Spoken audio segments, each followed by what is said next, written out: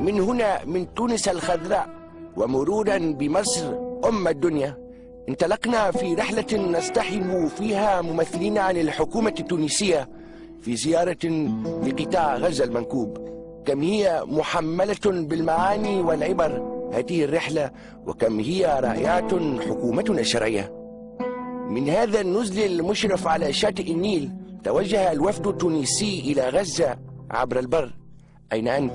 أين أنت يا سبسي مقينك فالح كاف التنبير؟ يا لها من رحلة انتقل فيها وزراؤنا من الطائرة للمرسيدس للنزل 5 نجوم، ومنه للمرسيدس ثم للكشفكات لكي يعيشوا معاناة الشعب الفلسطيني.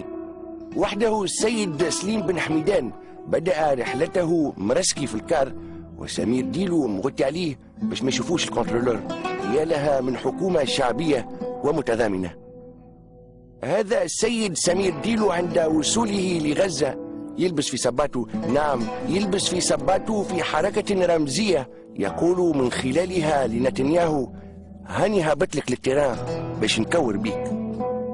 الرحلة لم تكن سهلة، نعم لم تكن سهلة، واكثر واحد تعب والحق يقال هو السيد رفيق عبد السلام وزير الخارجية اللي سلم بالبوس على الشعب الفلسطيني الكل واحد واحد.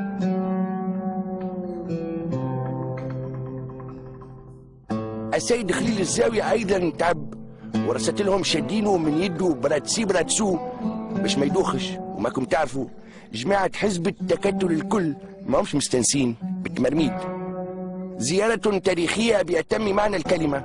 هذا السيد سمير ديلو يلقي على الحشود المجتمعة خطابا دخل للتاريخ تحت اسم خطاب الباش الأزرق. هذا زميلنا أسامة بن سالم ابن وزير التعليم العالي وباعث قناة الزيتونة يشارك في الوفد الرسمي ويجلس إلى جانبهم، يقصد عائلة كبيرة، عفوا يقصد حكومة كبيرة. لا وألف لا، هذه ليست محسوبية. وزير التشغيل قال بأن الأولوية في التشغيل لمن يعمل بجني الزيتون، وهذا الشاب بعث قناة كاملة للزيتون.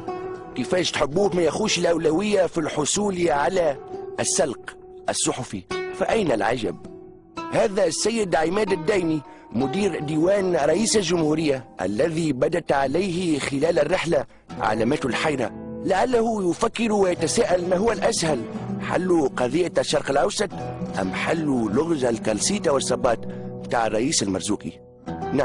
نعم لقد كان لكل المشاركين في هذه الرحلة دور فعال في نجاحها، ولكن نجمة البعثة كانت بالتأكيد السيدة سيام بادي وزيرة المرأة.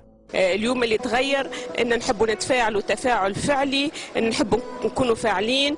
نعم نتفاعل تفاعل فعلي ونكون فاعلين. تلك ليست كلمات بيزنطية وليست لغة خشبية، هي كلمات ألقت بها سيام بادي على العدو فألقى بسلاحه وولى هاربا. السيدة سيام بادي كذلك ذكرتنا بتاريخها في مجال الشعر، شعر المقاومة. كنا نقذف العدو بالكلمات في أشعارنا وفي قصائدنا، كما تعرف فلسطين نسافروا لها ديما عبر الشعر اللي نقراوها عليها واللي نكتبوه. فعلا من منا لا يتذكر قصيدة سيام بادي التي تقول فيها: أجز دداق أجز دداق داق أجز دداق أجز دداق داق أجز دداني أجز دداق داق أجز دداق. إسرائيل ما عندهاش أخلاق، راقد وفمه محلول وريكته سايلة على الأحياء، ويا شارون برا يعطيك دا.